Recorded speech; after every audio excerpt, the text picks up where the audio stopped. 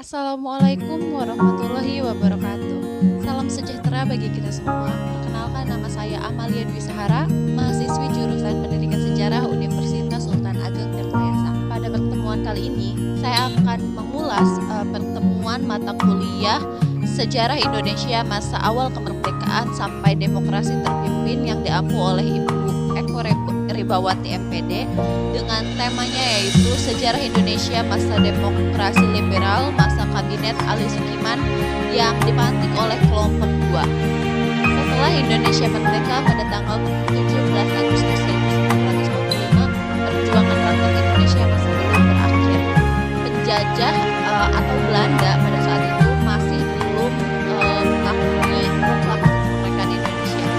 Mereka kembali datang ke Indonesia untuk mengambil alih kekuasaan kembali. Pada masa itu disebut dengan agresi militer Belanda. Berbagai peperangan terjadi di beberapa daerah di Indonesia untuk mempertahankan kemerdekaannya. Tidak hanya melalui peperangan dalam upaya untuk mempertahankan kemerdekaannya, yaitu melalui berbagai diplomasi dan perundingan-perundingan pun juga dilaksanakan. Nah, pada tanggal 23 Agustus 1949 dilaksanakan konferensi meja bundar atau KMB yang dilaksanakan di Den Haag, Belanda. Dalam KMB Indonesia memperoleh pengakuan kedaulatan oleh Belanda untuk pertama kalinya, dan kedaulatan ini membuat Indonesia menjadi negara sampai dengan Indonesia Belanda dan terbentuklah Nah, akan tetapi bentuk pemerintahan RIS ini tidak berlangsung lama karena pada saat itu rakyat Indonesia tuh berpikir bahwa RIS yang dibentuk oleh Belanda hanya untuk melemahkan persatuan rakyat Indonesia. Karena dalam RIS Indonesia menjadi negara federal dan Belanda bisa memanfaatkan itu untuk memecah belah Indonesia. Pada masa UUD 1950 ini Indonesia atau pemerintahan Indonesia lebih tepatnya menganut sistem pemerintahan parlementer. Pada masa berlakunya UUD 1950 ini pemerintahan Indonesia menjadi tidak stabil karena tidak stabilnya pemerintahan Indonesia pada saat itu mengakibatkan sering terjadi perubahan kabinet, dan tercatat dalam sejarah bahwa Indonesia pada kurun waktu 1950 sampai 1959 telah terjadi sebanyak 7 kali pergantian kabinet. Nah, salah satu dari ketujuh kabinet itu adalah kabinet Sukiman yang berlangsung sekitar tahun 1951 sampai 1952.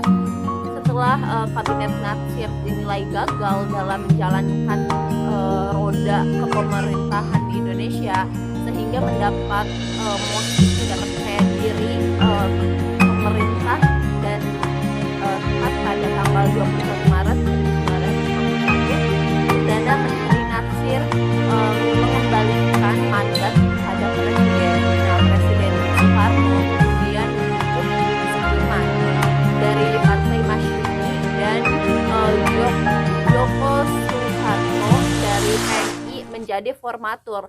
Walaupun sedikit mendapat kesulitan pada masa pembentukannya, namun pada akhirnya Sukiman dan Joko Sukarjo berhasil membentuk kabinet koalisi antara Masyumi dengan PNI dan beberapa partai kecil. Kabinet ini lebih dikenal dengan nama Kabinet Sukiman, dan saat itulah Kabinet Sukiman menjadi pengatur dalam kepemerintahan di Indonesia pada rentang tahun 1951 sampai 1952. Pada tema kali ini saya tidak menjumpai buku yang membahas tentang Kabinet Sukiman itu sendiri. Saya menemukan skripsi yang berjudul Kebijakan Politik Pemerintah RI Masa Demokrasi Liberal 1950 sampai 1959 yang ditulis oleh Yosep Hengki Utama Riawan, mahasiswa program studi pendidikan sejarah jurusan Pendidikan Ilmu Pengetahuan Sosial Fakultas Keguruan dan Ilmu Pendidikan Universitas Sanata Dharma Yogyakarta tahun 2016.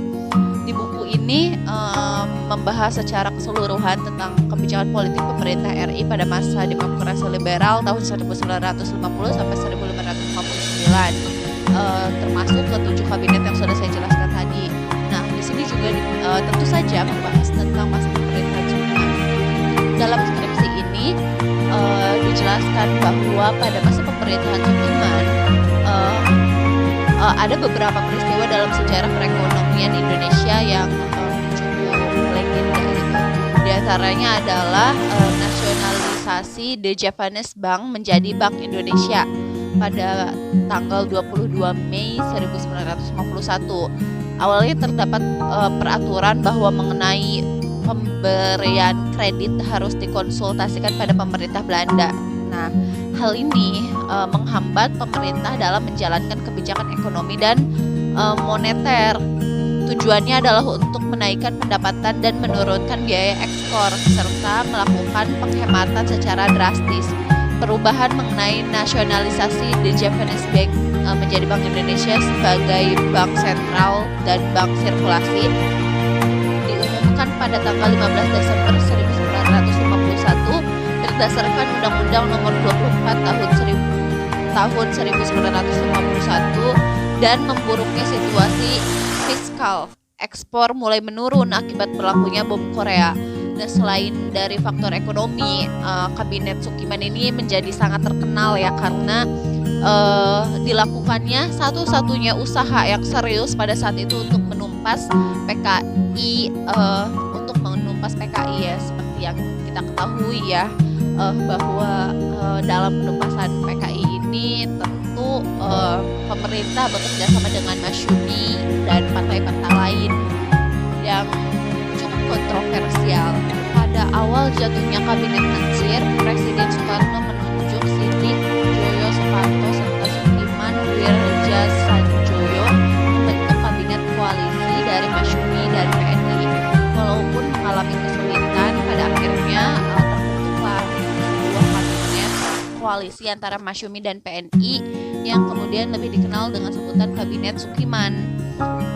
Kabinet Sudirman sendiri berlangsung sejak 27 April 1951 hingga 3 April 1952. Kabinet ini merupakan salah satu kabinet yang ada pada masa demokrasi liberal. Dari terbentuknya Kabinet Sudirman ini memiliki beberapa program kerja yang dilanjutkan dari Kabinet Natsir atau kabinet sebelumnya.